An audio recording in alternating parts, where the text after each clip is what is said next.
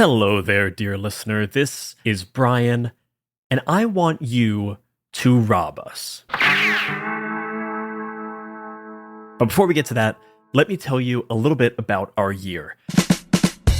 2025 is coming to an end, and we had a banner year here at Many-Sided Media. We played games like Hell Whalers, Slug Blaster, Yazeba's Bed and Breakfast, and Last Train to Bremen. But did you know that those aren't the only games that we played? We actually played a whole lot more. Over on the Many-Sided Media Patreon, we call it the Dice Pool, we play even more games and release bonus actual plays and cast talkbacks each and every month. And sometimes, we even get the designers of the games that we play to run them for us. This year, we had Felix Isaacs on to run us through an original 3-part Wild Sea adventure that we called Wild Sea Wreckage. I got to play a Mothrin Raveler conspiracy theorist, and is probably my favorite character that I got to play all year. And then we had Caleb Zane Hewitt on, who is the designer of the Emmy Award-winning Triangle Agency, who introduced us to an original 3-episode series featuring a brand new anomaly and guest player, Taylor Moore. Plus, we played games like Scurry, Token, Tacklebox, and honestly, a ton more. I know what you're wondering. When is this heist happening? Well, I'm getting to that, because members of the Dice Pool get every episode of My First Dungeon and Talk at the Table ad-free, plus MP3s of the original music we make for our shows, plus cast talkbacks for every episode of My First Dungeon, and bonus roundtable discussions featuring folks like Evil Hat publisher Fred Hicks, actual play scholar Dr. Emily Friedman, and Dimension 20 creator Brennan Lee Mulligan. So that's all pretty shiny, right? Certainly worth stealing. So here's where the robbery comes in. All you have to do is go to patreon.com/many-sided-media and sign up to become a member of the Dice Pool. You'll pay $10 a month and you will get access to literally everything we have ever made. But don't worry, you have my express, official, legally binding verbal permission to pay $10 one time, download everything we have, cancel your subscription, and then ride off into the sunset with 5,231 minutes of TTRPG podcast goodness. That is 87 hours or 3.63 days, and that is just the stuff that we made this year. We've got 3 more years of podcast goodness sitting on our Patreon, so you are making away with a king's ransom for just $10. And if that's not highway robbery, I do not know what is. But also, if you want to stay and lend your monthly support to the hard-working crew behind all the shows we make, we certainly would not mind. 2026 is going to be our biggest year yet. We have planned massive seasons of My First Dungeon. We have all-star guests lined up for Talk at the Table, and we are even making a few new shows to add to your podcast haul. So please go to patreon.com/many-sided-media and rob us of everything we have ever made. And if enough of you do, next year's haul will be even bigger. Thanks for listening, and enjoy the show.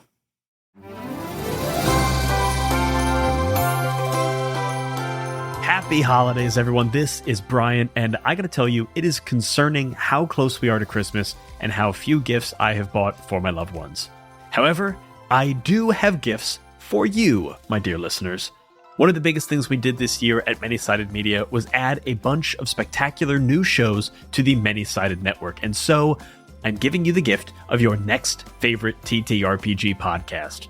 Does that kind of feel like your weird aunt giving you a gift card to her vegan salon? Not at all, because this is a podcast and it's really, really cool. The episode I'm sharing with you today is from one of my favorite new shows called Maia's Game Room.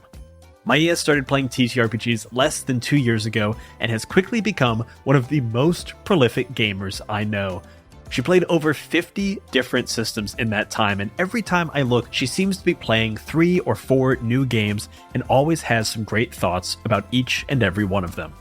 Her love of TTRPGs makes me want to get more games to my table. And if you like the high level of sound design of My First Dungeon, then you are going to love what Maia does over on Maia's Game Room. The episode I want to recommend to you today is episode 1 of her latest series, Iron Rising.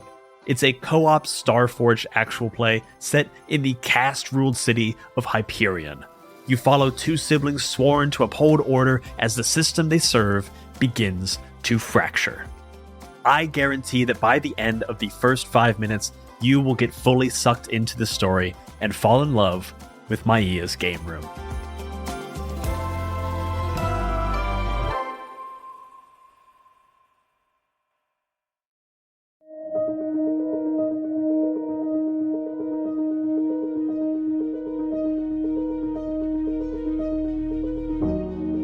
In Hyperion City, mercy is a malfunction.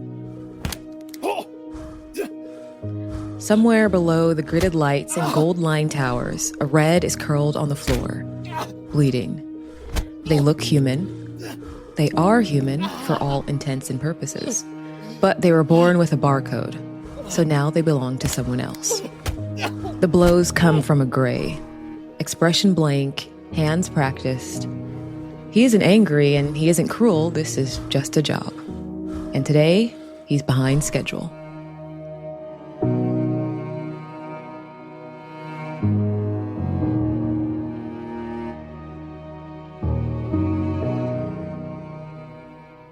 We see the gray steps into a small office. Inside, a gold sits at a clean desk, untouched by the sweat and heat outside, and she doesn't look up. And she says, "You're late." It was a bit of a mess. The cleanup took a little longer than expected. Had to get rid of a crowd, but job's done, clean and efficient. And then she slides something across the desk, a cred chip. She doesn't smile, doesn't blink, doesn't really even look at you. Docked half a cycle. That should still cover visitation. Thank you. You may go. Good day. He's gonna clench his fist and lumber out of the room. She finishes her tea, rises and boards a personal transport. The glass skims past the sky, and below there are grids of neon and color, red workers, blue workers, resting vents, and above the gleam of gold towers piercing the clouds. And by the time she lands, she's forgotten the Gray's name. This professor enters a gold classroom, the same woman. 30 children rise in unison. Their uniforms are perfect. Their eyes don't wander. They've been taught better. She begins the lesson with the same words every child hears, every day, from their first breath to their last. Long ago, the world burned. We trusted what we created, and it betrayed us. Machines turned on man, and order collapsed. But the law of 7 saved us. Gold, bronze, blue, violet, gray, and red. A place for all. A purpose for each. And a chain unbroken. And then she lifts her hand, and the children immediately know what this means. They respond on cue, with the fist to their heart. And she says, "Strength is duty." And all the children in unison say, "Duty is order."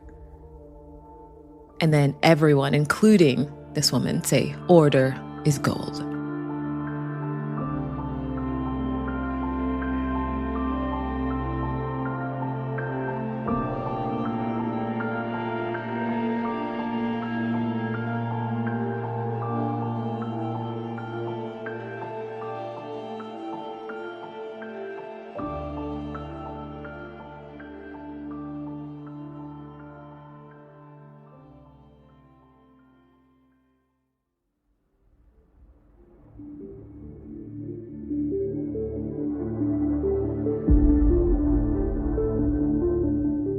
We see one Celine Kelvaris.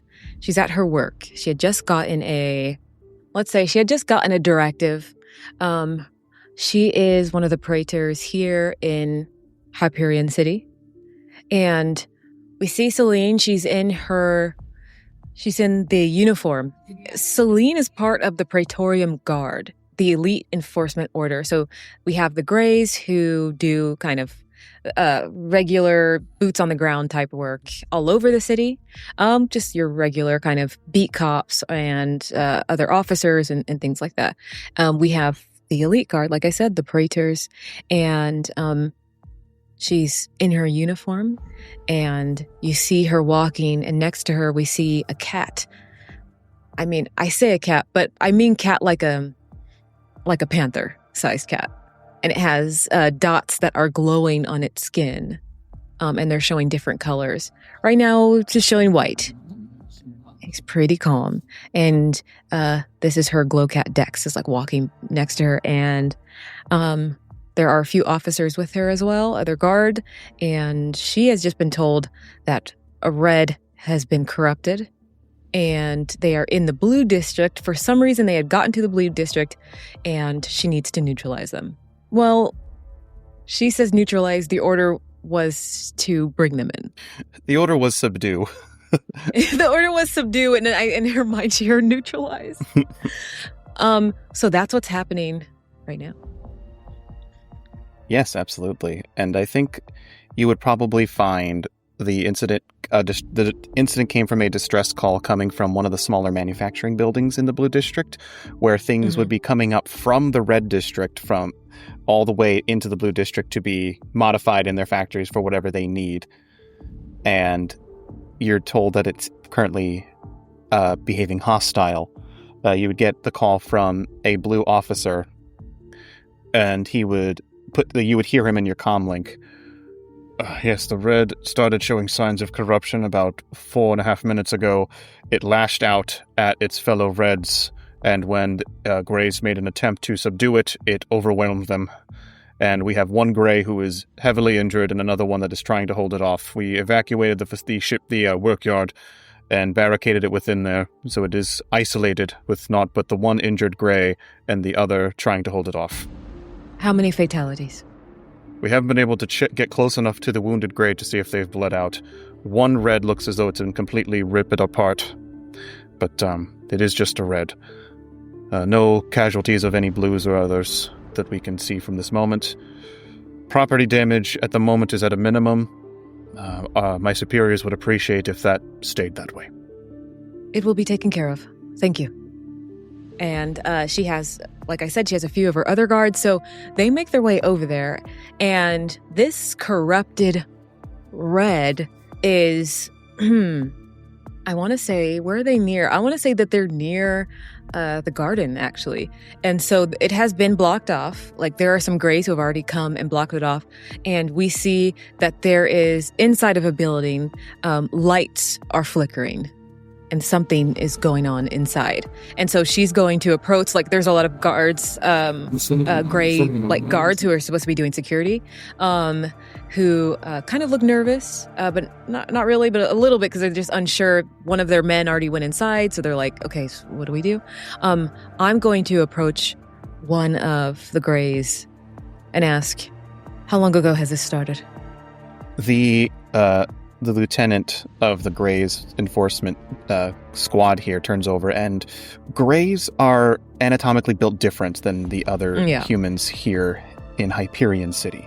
They are at least 7 feet tall or higher. They are their muscles are massive, and as they are built for fighting and protecting and enforcing the law. So this large Grey looks down at you. Praetor, we just sent in 2 of our own, and according to all the scans from my forensics team, one of them is in critical condition, and the other one is lightly damaged, is still moving about. I would send more people in, but Reds can be very unpredictable when they're corrupted. They don't think rationally. They can't be predicted, and I'd rather not lose more people. Understood. And are there any other innocents inside? There are some workers who are trapped in one of the small display areas, but they seem to have barricaded themselves in. The Red does not seem to have a specific target. It seems to be wailing at whatever's near it. Hence my men. This will be done quickly and swiftly. Orders are we've been told to subdue it, but personally I wouldn't mind if the thing got broken to pieces. Retribution and all that. She doesn't say anything, but she just raises an eyebrow and you see a small smirk on her face. We'll keep the people from coming in. You do your work, Praetor. We'll be back in 15 minutes. We go in. I'm gonna tell Dex to stay, and he immediately just kind of sits and just waits. And he doesn't come in with me. She goes in, she has a couple of her guards. It's just 3 golds that are going in, but we are highly trained at our work. Even though like the Greys are these huge, hulking, like 7 feet creatures, we're both built differently. I think technically I think golds are just a little bit more agile, just the way that our bodies are built.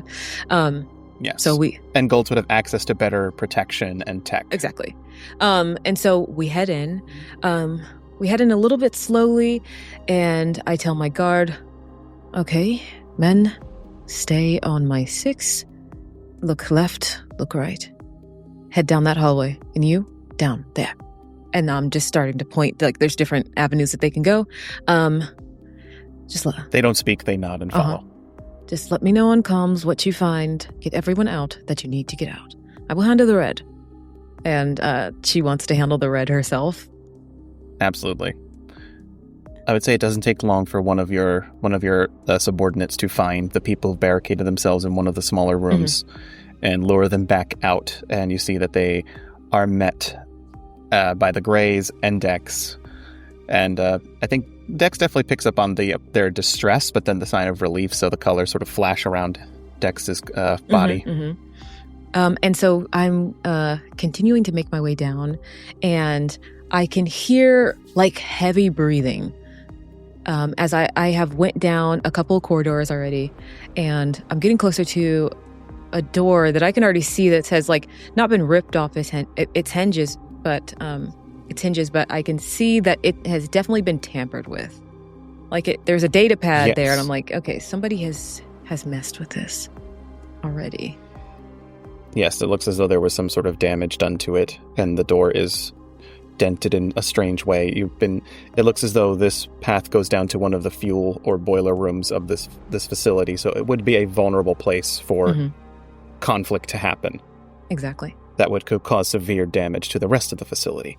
And yes, as you get closer to that door, you would absolutely hear the sounds of exhausted breaths and breakings of metal against metal against something not as hard as metal, and the sparks of electricity.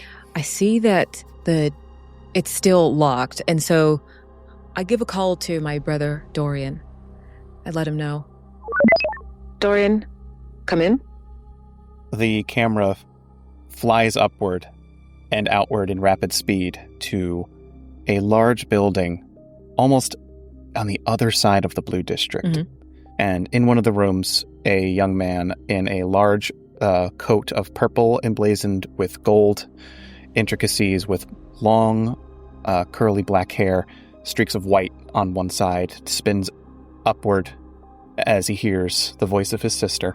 And Dorian touches the right side of his face, where a cybernetic eye attached to a small cybernetic golden plate has replaced an old wound from his childhood. And he spins around with the golden eye lighting up with a bright neon green representing communication. Celine, what is it? I'm at the garden. I'm handling a situation with a corrupted red. I need your help. What can I do? I'm on the first floor. I'm outside of the server room. You know, where the internal core is. And I need to get in. Perfect. Lower facility. Icarus, bring up the schematics. Dorian spins over to his desk onto the opposite side, and a floating robotic creature lifts up. It looks like a dome, a chrome dome, and floats upwards, and from the bottom of it, a myriad of long metallic coiled arms and tendrils come out and plug into parts of Dorian's desk. The central eye lights up. This is Icarus, his assistant. And a complete holographic grid of the facility that Celine is at, being honed in on from the communication between him and Celine, lights up, and he can see where you are on a sort of digital scale, as if he's looking at a miniature version of it. Right, I see somebody messed with this door. Oh, someone did a number on this door. Just get me in. All right. Looks like you've been told to subdue this one. Get me in. Say please. Dorian. I'll take my name. And he, with a wave of his right hand, almost like goes into it like a digital godlike hand goes in and like touches the door and lights up. And you can see on the data pad the symbol of Kelvaris, the golden hawk, with the grid-like pattern in the central eye lights up, and you hear the sound of a digital lock unlocking, like and with a thunk of metal, you can feel the iron bar keeping the damaged door closed rises up and no longer bars your way. Will that be all? That will be all. Many thanks. And you hear the call end. Dorian gives an exasperated sigh and looks at Icarus, and Icarus tilts his dome-like head. It says subdue. We'll see if she keeps her word.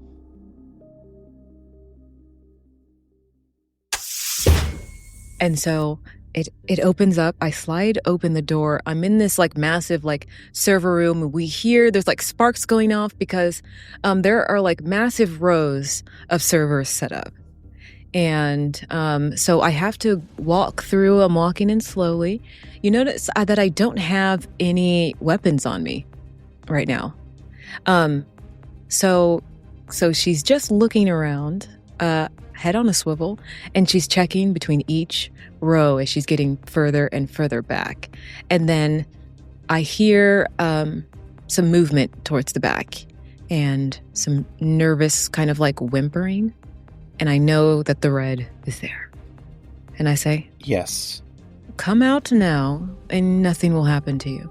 We'll take you in quietly. There is silence, other than the labored breathing of one of the grays. You can see as like some of the light begins to fill the room. You can see this gray. She's up against the wall. With a piece of metal that seems to have been ripped from the ground itself is pierced into her side, and she's sort of keeping it, the pressure on it to keep more blood from coming out. Her face is like, you can see the dent in the crack in her helmet. You can see a very frightful bloodshot eye sort of like sitting and looking at you, and is like sort of trying to gesture to the left of you. And like the other side of the wall, or? Almost as if they see something you don't and are trying to give you like they're tilting their head just a little bit. I'll just put my finger up to my mouth, and then I will tap my wrist to show that people are coming to help in time, to just hold on. There is a breath of relief from the gray as she lowers her head and then goes back to just trying to focus on breathing. The panic seems to subside for just a moment, as it took a lot of effort for her to move her neck and part of her body to gesture to where the red might be. Okay. And all that you can hear in that moment is the sound of something heavy and metallic being scraped against the ground, as if something is dragging a chunk of metal. Like a child dragging a baseball bat. Yeah. So assuming that the red can hear me, even though I know that it has been corrupted, I will say it again. If you come out slowly, everything will be done in a more bureaucratic manner. Do you understand? And I'm like, my body and like my head is turned, like I haven't fully gone to that side yet. But it's just like my voice projecting so that the red can hear me.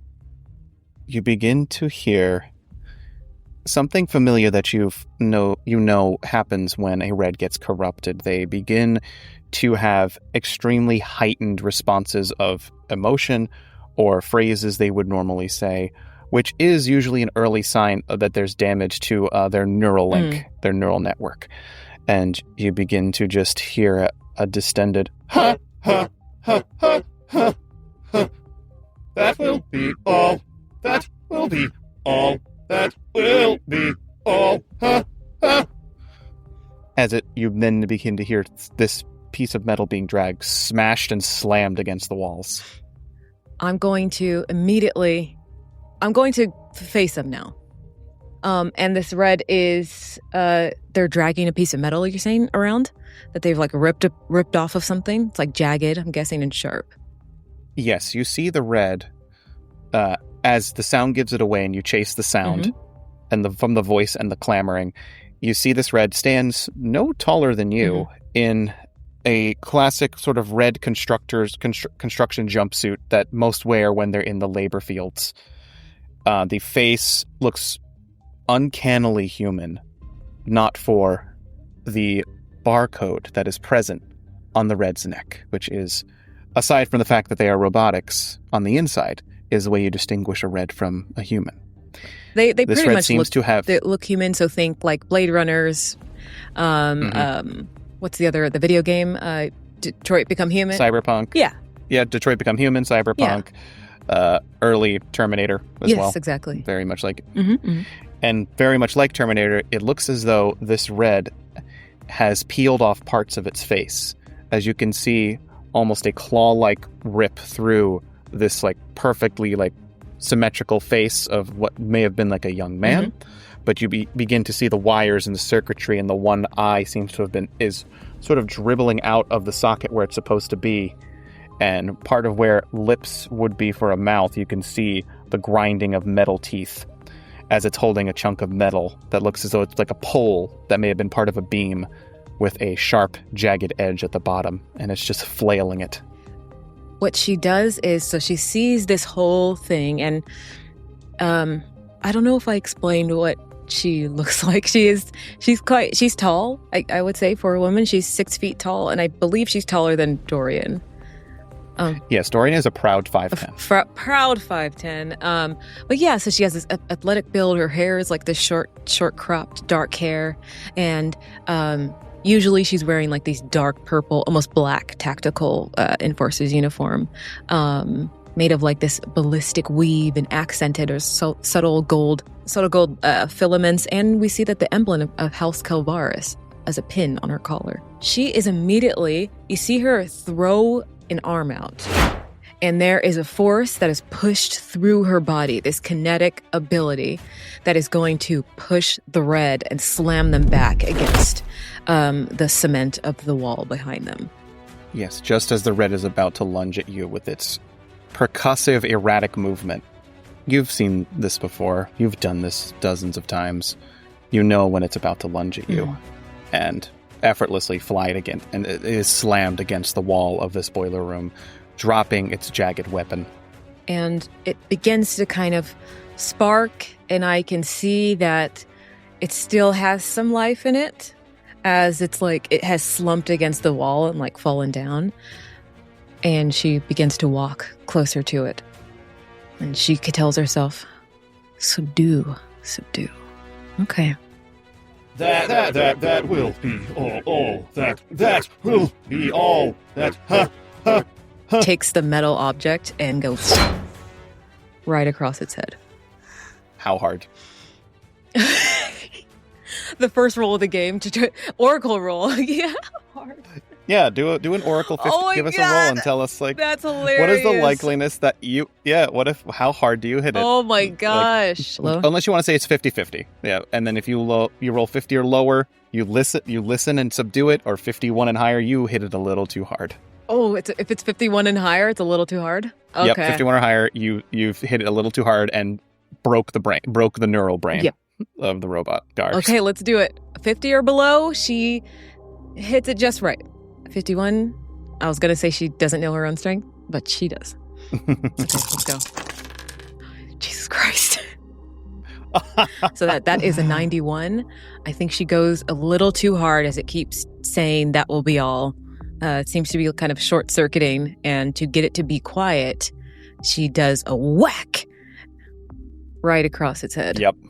And I think that metal bit gets it just right in the right spot.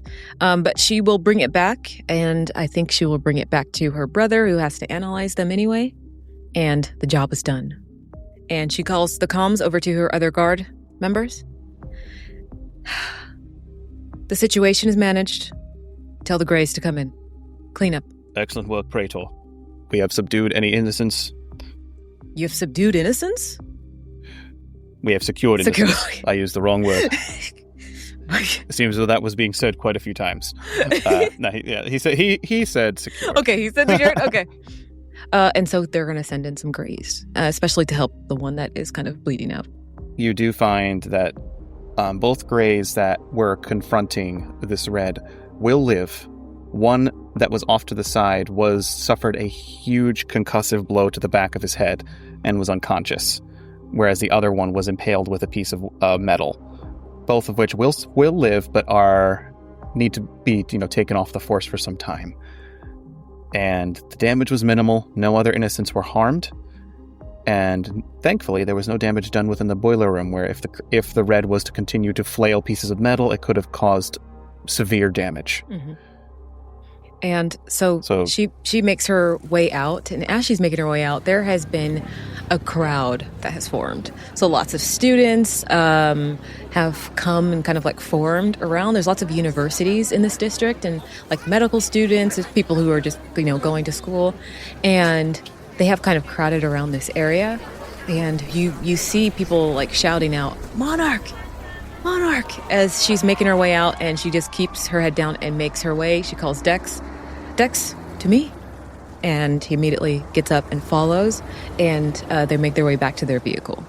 But there are people who are shouting like, "Monarch, did you use your cool superpower?" Like, just people are like yelling out, and she's not trying to listen or anything like that. Yeah, there's also press there from the Violet District. Yeah. And they're going, "Monarch, how did you fell this corrupted red? We heard that it was causing damage. We heard that it took out a gray. Is this true?" I think she would just say, "The situation is managed. Thank you." And continue. Ever the professional. And you see this Violet spins with a flash and is like very much a news reporter and has like a crew in there. Ever the professional, the Monarch, Celine Calvaris. Strikes again. He has like a purple robe. He's like, oh yeah, purple robe and flashes. And little confetti flies off, and you can see within the screen of the camera, it's very much heightened graphics, and all these emojis are going off and explosions, and they put like a little digital crown on top of you as you're awkwardly getting into your vehicle and getting away from them. Yeah, just one of only 3 known to have these special kinetic abilities. And she... Truly a marvel of the Kilvaris family. Yes. Can we make him sound like the announcer in Legend of Korra? Oh, yes, we absolutely can. What does that sound like? All right, we're going to pull... This again, reporting to you, is Ace Bellerin, with a new incident subdued and defeated by one Celine Calvaris, known for her moniker as the Monarch. She has a perfect record and has saved countless lives here in Hyperion City from corrupted Reds, those ever dangerous anomalies that live well below. But okay, yeah, I was gonna add on to it because I think that's fun. But that was really good. That was really good. But yeah, so she continues to make her way to her vehicle, and you see that there are people, the other blues, who are like the paramedics, who have the red on a stretcher. The body is covered, and there are people who like are trying their best to take a peek at what it looks like. Some of the grays are looking a little disappointed because subdued doesn't mean body should be covered. As Celine and her guard makes her way out, and that body gets put into a vehicle. It looks very much like the med hover vehicles that you see in like Cyberpunk 2077. Oh yeah, and so it's transported into there. That vehicle is heading to you.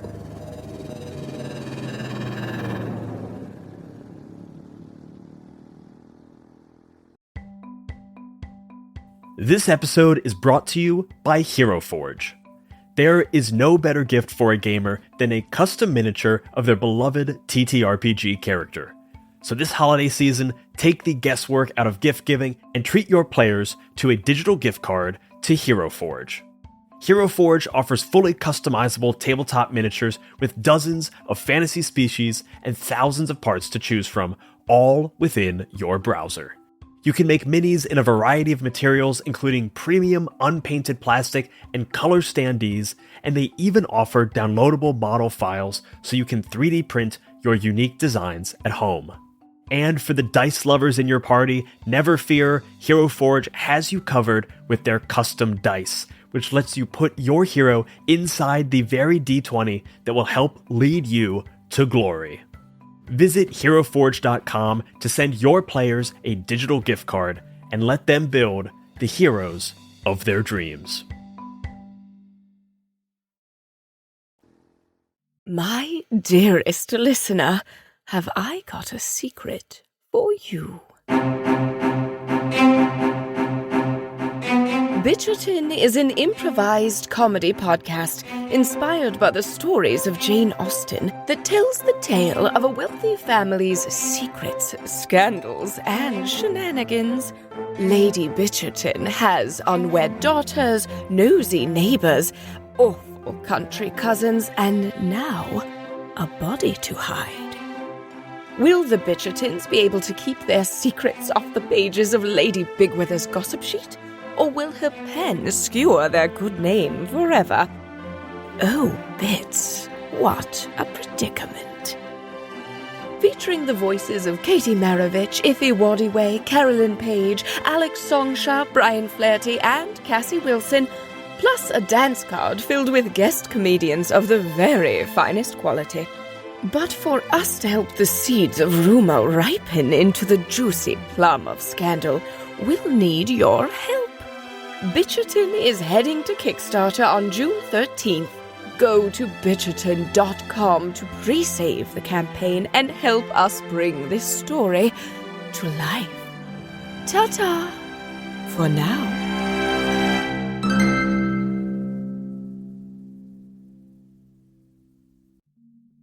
The severely damaged Red, with the head almost completely taken off and part of its brain crushed in from the impact, leaking what robotics experts would know is just the simple fluid that goes about their bodies to regulate their temperature and regulate their movement and keep their functions lubricated. But it almost seems alarmingly odd that the fluid would also be the color of blood. Yeah. It is just a deep, deep red. Mm-hmm. And so as we see the med, it hovers and it flies over to your building, which is not far. You said you're in the Blue District. So it gets there within about 5 to 8 minutes. And you were already notified. So are you waiting for it as it's arriving and everything like that? Yes, Dorian would be waiting on the bottom floor of this building, of the robotics building, a branch of Kilvar's Dynamics. And sitting there, he would have a couple of his assistants, a handful of blues ready to sort of assist him as needed. And as he's waiting there, something small little crawls out from underneath his jacket and looks up at him with two tiny, pearl blue eyes. Ajax, to your station. And this little crab-like robot, Ajax, scuttles back underneath his jacket. We are going to see that they are kind of rushing this body, and there's no wheels. I want to say, this it's floating. It's floating. Yeah, the stretcher is floating as they're kind of running to you. A couple of the blue paramedics, and they're coming to you. Hello, sir. And they kind of just do a nod, a little bow to you. And they say, the directive was to subdue the red. Unfortunately, that was not the case. So we were told to bring it to you to see if you can rectify any of the damage done here. If anyone can do it, we know it will be a kill of ours, sir. Unfortunately. Thank you. That will be all. I have some of my constituents here that can bring it up to my lab. Thank you for your service, and good luck. Sir. And he spins around and has everyone following. He puts one of his hands on the floating sort of dolly here, where the destroyed red, as he opens it up and he can see the damage, and gives an exhausted sigh. What am I going to do with you, Celine? And we have it to this montage of him bringing it to this platform, this surrounded by this glass cylinder that floats upwards back to where we first saw him, going up to one of the larger lab rooms. The body of the red is put onto this larger slab with all these different cylinders that pop up and put beams of fluorescent light around it and begin to do a series of scans with a hologram hitting the wall on the opposite side, showing the structure of the red with highlights of colors where damage was done, whether it was external or internal. The color of a deep purple represents corruption, which seems to be encapsulating parts of the head into the side of the core of the body, whereas the rest that is red, yellow, or orange represents structural damage, which he notices that very deep red on the upper right cranium. Mm-hmm. Did you really have to do that? As he's talking to himself. There's a lot of other blues who are, so is there anything that we can give you or help you? And there's like interns who are like learning from the great Dorian Kelvaris, so they're like eager, like college-aged university students. Yes, what you can do is you can set up the grid of the neural network, and he goes over to where the head is. Now what you're going to do is you're going to take this device, and he brings over like this dome-like cap that goes over a red's head to scan it. You're going to lean this in to where it lines up with the corruption source in the head, where the neural network core is. Perfect. Hold it there and wait until the scan is complete. You have to keep it right on that piece. Any sort of adjustment of movement, jarring or otherwise, will make it an inconsistent reading. Yes, sir. Yes, sir. And you've got this. You see, hand is a little bit shaky, but it's like a young girl, and she's like 20, 21, and she follows your instruction. You see her like take a deep breath. Okay, and just follows your instructions. She does it really well. They have a knack for this, so she does it. And he begins to dissect it with his mind in a sense, where his eye goes from that gold again, which just seems to be a neutral color, it goes to a blue, which highlights investigation as he scans against the hologram and links it up, and can see where the degradation of the neural network started. This one degraded. No, yes, you see that it was degraded, and you also notice your eye kind of twitches as you're digging deeper and deeper, and you realize someone was trying to erase the barcode from this red. Someone was trying to clean it. It didn't work. And you know this is highly illegal as you immediately clock it. And even if people, like the Blues shouldn't know that this is possible. So you don't want any of these students to see this, but they're kind of like waiting on your word as you catch this. Yes. And the way this was so cleverly hidden was that externally it looks as though the bar is complete on the neck of the red. But on a digital scan, several of those bars don't come up. And that's been how the cleaning has been working, where it has to be scanned. It cannot just be looked at. It has to be scanned to be noticed. Some of the students are, sir, should we analyze it as well? No. This seems rather... My sister has a habit of breaking her toys, and unfortunately, it looks as though there's been a lot of damage internally on the neural network here. I think just send the reports that you get from the neuroscan, and I will just do a once-over on it, and we'll bring it back down to manufacturing to be repaired and reconstituted into parts and spare things we need. Thank you for your patience. The scan looks like it was a 99.7% accuracy. The best yet. Thank you, sir. One day I'll reach your 100%. And a lot of them, they have their bags and things like that, and they head out. And you... Icarus waves goodbye to them. Yeah, one of its little tendrils waves goodbye. Metallic tendrils, and they all wave to Icarus. And then you get a call from Celine, and you hear the little ringing sound. He lets it, because in his eye he can see the alert as if he has a smartphone in his brain, and he sees the alert and he sees the ID that it's Celine calling. He lets it ring for a moment, and he says, "Icarus, dim the lights, increase the sound proficiency in the lab."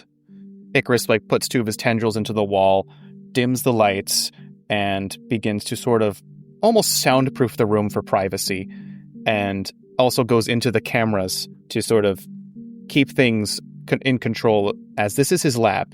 Anything recorded in here he has control over.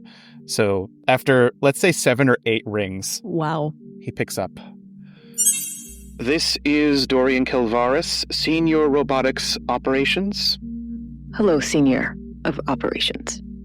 And you also hear, she says, I am about to rope in my contact, Marin Vathros. You know of him. Yes, I remember. Celine, what did we talked about subdue? Dorian, we don't have time. I would love to tell you that you're wrong, but you are right. Something came up on the scans on my end, but I suppose that can wait when we... It can wait. It can wait. Trust me. You're going to want to hear this. Very well. Very well. And he reaches over for a mug that comes up and gives him like a hot coffee. Can Icarus be the one that hands him one of his tendrils? Yeah. Icarus comes over with the cream and sugar and puts it into the coffee. So I dial in Marin, and you see this kind of large bear of a man, and he looks very jolly, but right now, and you would know that he's just like a very kind guy. He's also a gold, but he is my contact who gives me work, but it's more important work than usual. And you see he looks kind of nervous, a little bit more serious than usual. He says, Hello, Dorian. Marin, it's good to see you. It's good to see you as well. I don't have much time, as this is an open case, and something just came onto my table, and I need you and your sister to focus on this, and only this, for as long as you need. Do you understand? You need both of us on this. Both of you. I need the best minds. With some frustration, Dorian leans in. All right. What's the situation? Marin, lay it on us. And you see Celine just looks completely locked in, like maybe he told her a little bit beforehand, but he goes, So, I have a new directive for you both. There is rumblings of a red uprising. And while we get these every year or so, they always... It's nothing. Nothing comes up. But this time, that is not the case. We have word of a red rebel leader, and we must bring him in for questioning. We must subdue him, Celine. Did you hear that, Celine? I heard it, yes. Of course. Don't worry, Marin. I'll be there to make sure subdue is followed. Subdue will be followed, with prejudice. What's so different about this red uprising? We do get them rather occasionally. Usually, I don't enter the situation until after it's been subdued. Well, here's the thing. We need both of you on this because we need one of the smartest minds in tech on this. Because what is happening can only be done by someone who knows our procedures intimately. This leader is removing barcodes from reds. They're being cleaned, so they can't be tracked. And this is... That's so. You know how illegal this is.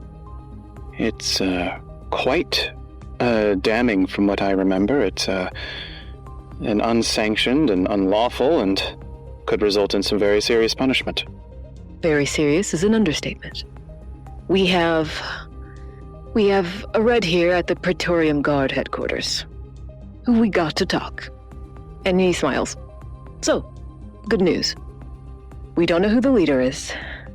And the first task, the most important one, is to find out who this is.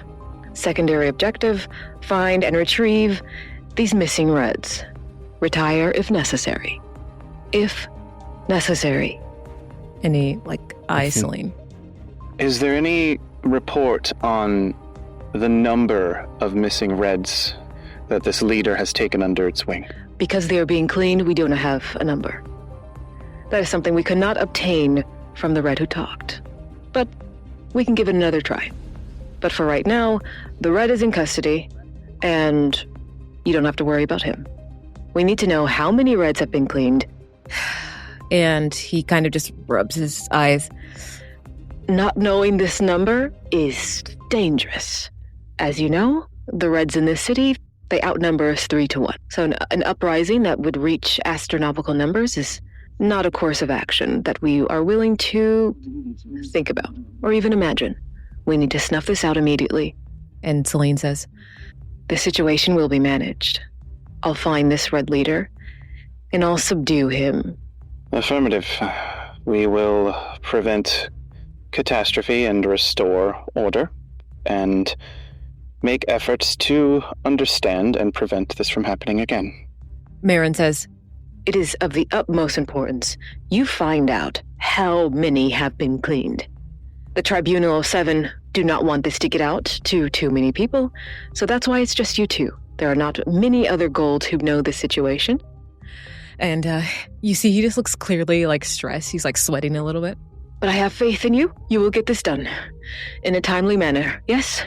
To the best of our efforts, we will do this, Marin, and I think you should take care of yourself. I will. I need a massage. But I trust you. This is why I have you two working on this. So you will swear it, here and now. Strength is duty. Duty is order. Order is gold.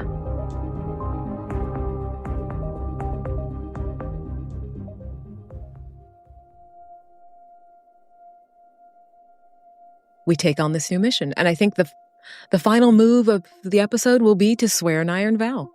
You ready? Beautiful. Okay, let's do it. Who wants to roll for it?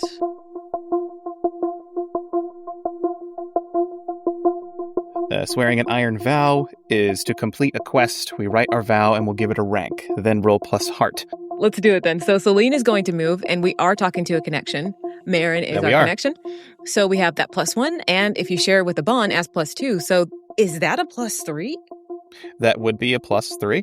Okay, listen, I have a +4. I have to roll horribly for this not to work. So let's see. Let's see what happens. It's just the first big roll of the campaign. It's just the final roll of the episode. Okay, so I'm going to roll. Oh my god! Oh, that's a strong... Well... That's a strong... Let Olympus fall to its knees. Celine Calvaris has rolled a strong hit with a match. I told you, she is locked in, okay? That is locked in if I ever saw it. She is more focused than she's ever been in her life. Like when you take certain drugs. Like I've seen like shows where people put like the drug in their eye and they're like super locked. Just irises. This is a strong hit with a match, everybody, okay? This is her life's mission because this feels like a different type of red uprising, okay? So on a strong hit, she is more than emboldened, and it is clear what she must do next. And we will talk about that in the next episode.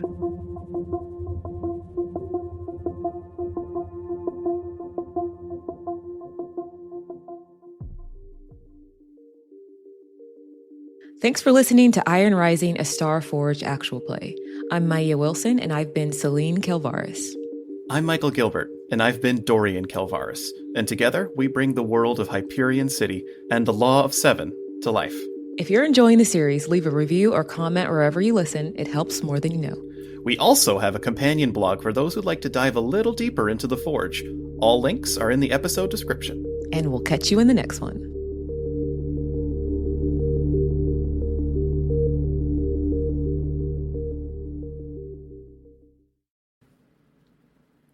Duty is order. The first one's strength is duty. Huh? I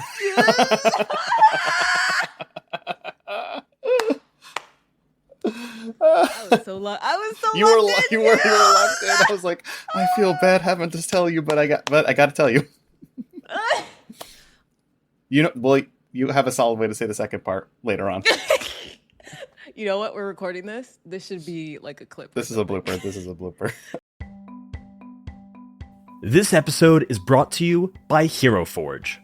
There is no better gift for a gamer than a custom miniature of their beloved TTRPG character. So this holiday season, take the guesswork out of gift giving and treat your players to a digital gift card to Hero Forge. Hero Forge offers fully customizable tabletop miniatures with dozens of fantasy species and thousands of parts to choose from, all within your browser.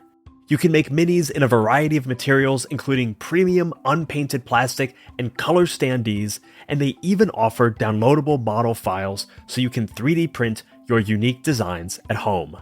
And for the dice lovers in your party, never fear, Hero Forge has you covered with their custom dice, which lets you put your hero inside the very D20 that will help lead you to glory. Visit HeroForge.com to send your players a digital gift card and let them build the heroes of their dreams.